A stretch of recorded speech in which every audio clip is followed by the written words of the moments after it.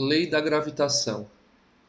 Além das leis de Newton, né, da primeira, da segunda e da terceira lei de Newton, também foi definida a lei da gravitação, né, que explica como que a gente chega na aceleração da gravidade.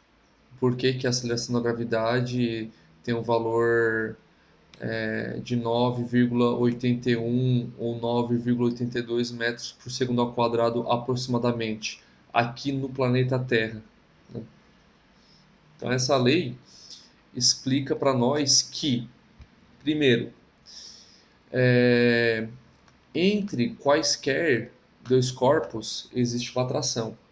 Entre o meu corpo e um outro corpo existe uma atração, né? Por exemplo, eu estou na UTFPR, entre o meu corpo e um automóvel existe uma atração.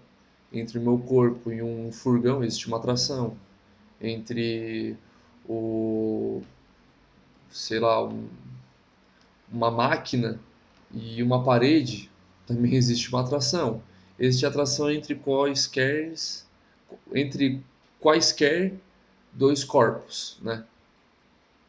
Só que essa força de atração, estabelecida pela lei da atração gravitacional, essa força de atração que existe entre os corpos é insignificante. Por quê?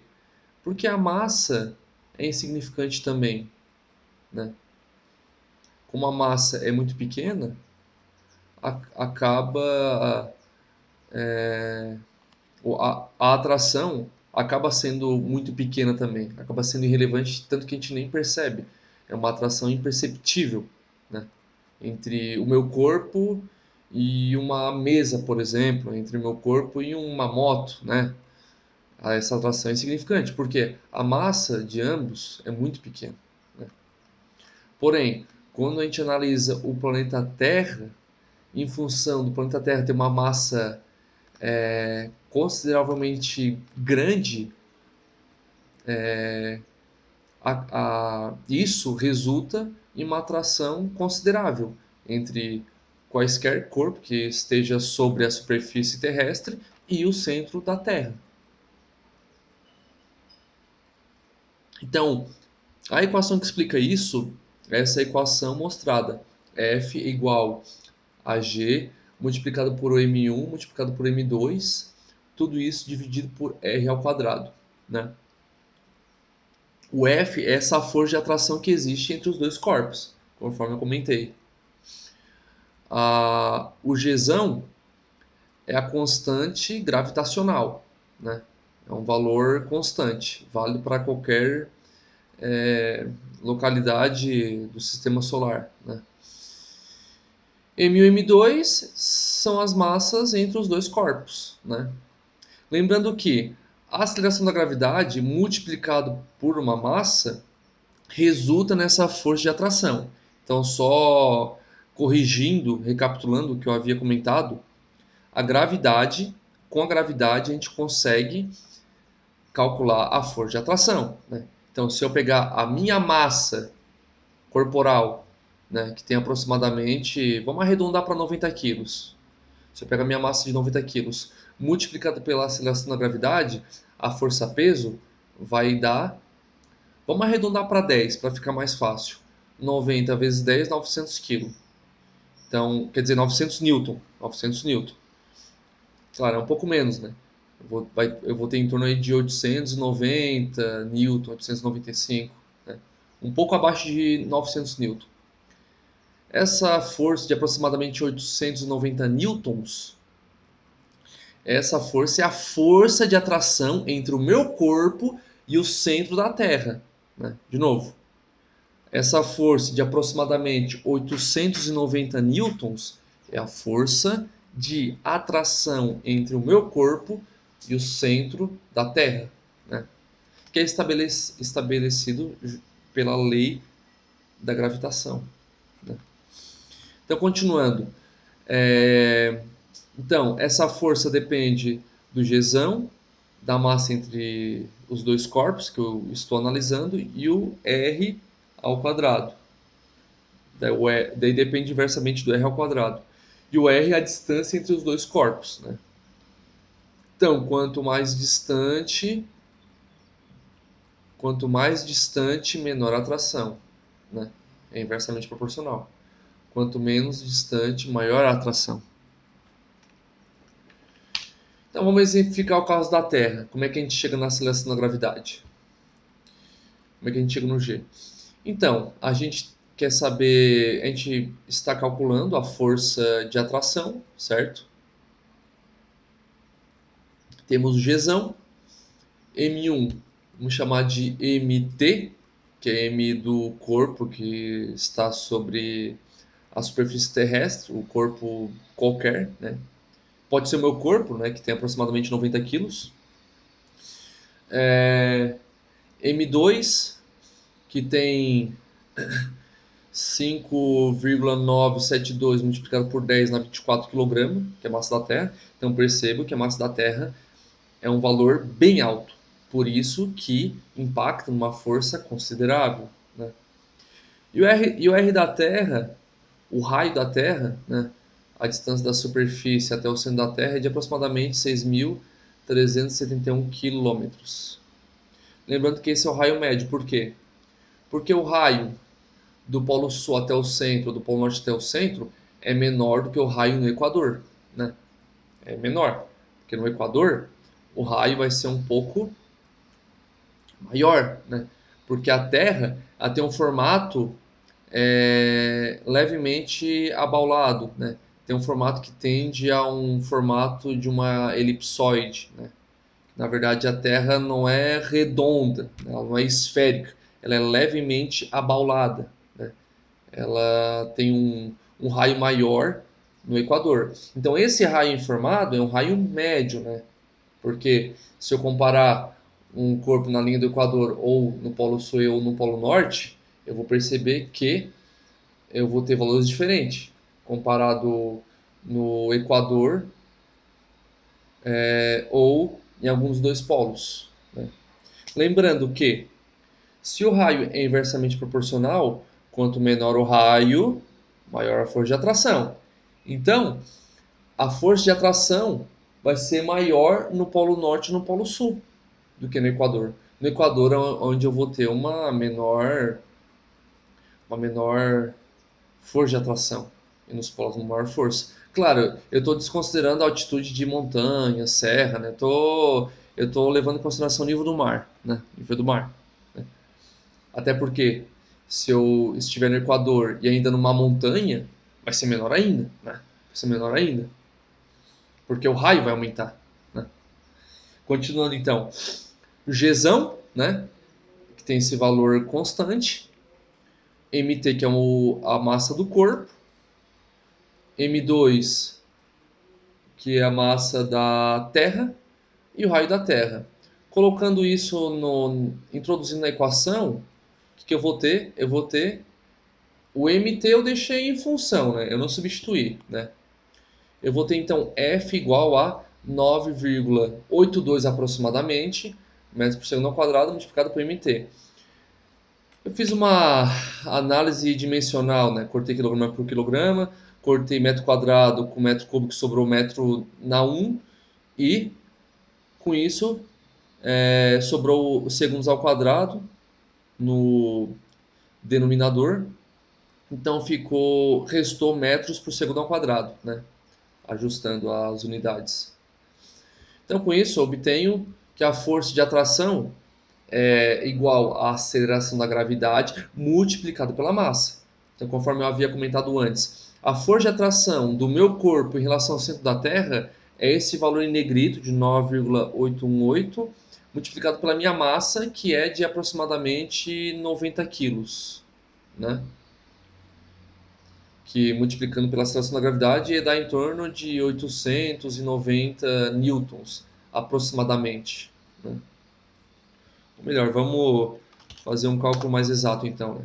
Vamos botar aqui, eu tenho 88 quilos, multiplica por 9,818.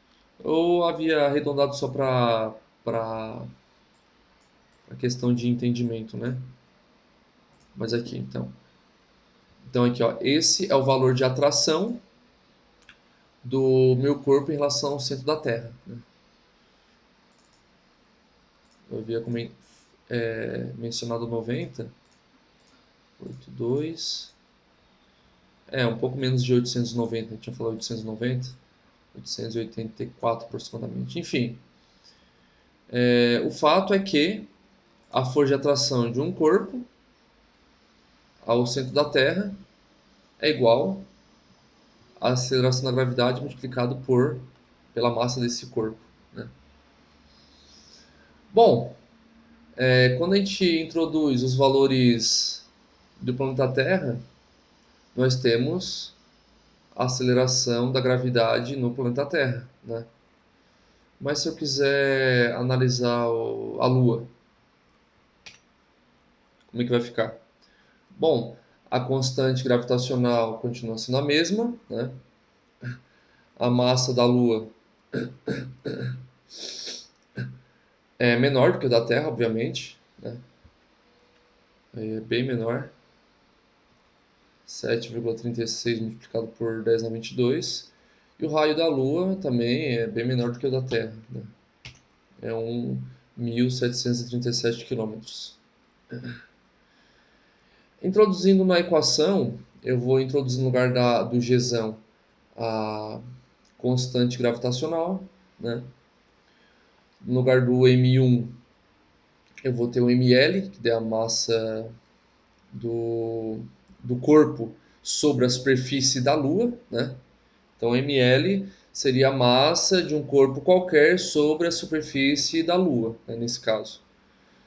No lugar do M2 eu substituo pela massa da Lua, que vale 7,36 multiplicado por 10 na 22, dividido pelo valor do raio da Lua elevado ao quadrado. Então eu deixo em função ml, que seria a massa do corpo sobre a superfície da Lua, e restando a aceleração da gravidade na Lua, que dá aproximadamente 1,63, né? 1,63. Então vamos fazer esse teste novamente. Então, se eu tenho 90 quilos, para ser mais preciso, 88, multiplicado por 1,63, arredondando, eu vou ter aproximadamente 143 newton. Fazer uma comparação direta, então. Bom, é só pegar a aceleração da gravidade, né? Dividir por 63, eu vou perceber que tem uma relação aí de 6, né?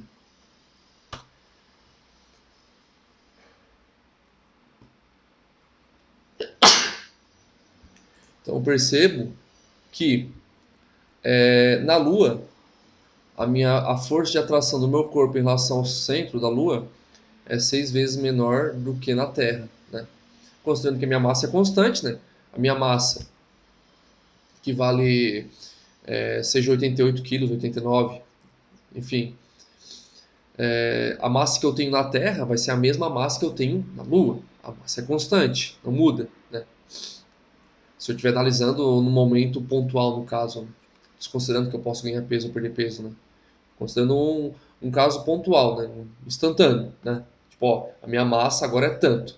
A mesma massa que eu tenho na Lua, é a mesma massa que eu tenho na Terra, né? Agora, a aceleração da gravidade tem uma relação de 1 para 6. Então, na Lua, comparando com a Terra, na Lua eu tenho uma força de atração 6 vezes menor, ou seja, meu peso vai ser 6 vezes menor. Por outro lado, na Terra, meu peso vai ser 6 vezes maior, ou seja, vai existir uma força de atração 6 vezes maior na Terra, quando eu comparo com a Lua, né?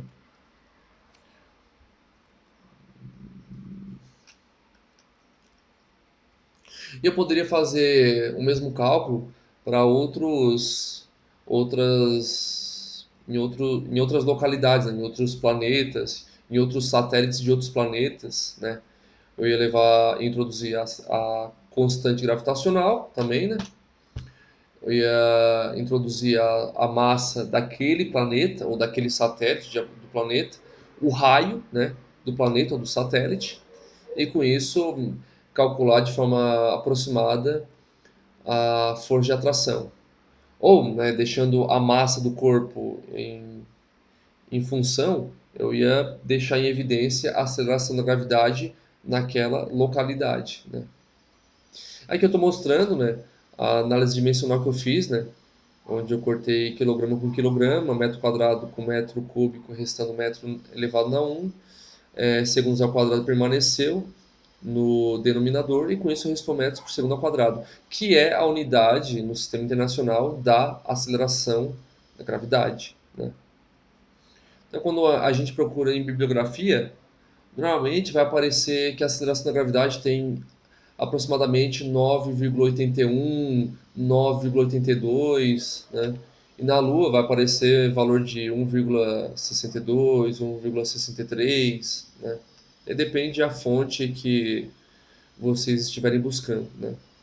Mas eu sempre vou estar abordando, né?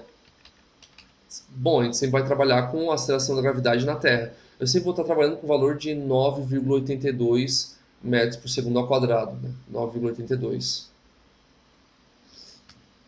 certo?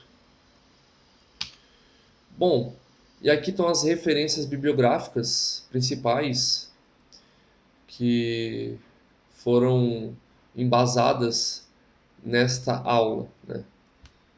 Sendo que as duas principais referências é do Hibbeler e do Beer, né? Mas o Hibbeler é o livro que eu uso mais, né? Então, esse conteúdo dessa primeira aula, né, teórica, consta no capítulo 1 do livro do Hibbeler, né? Eu uso normalmente a 10ª edição, que sendo que esse livro tem uma capa azul, né?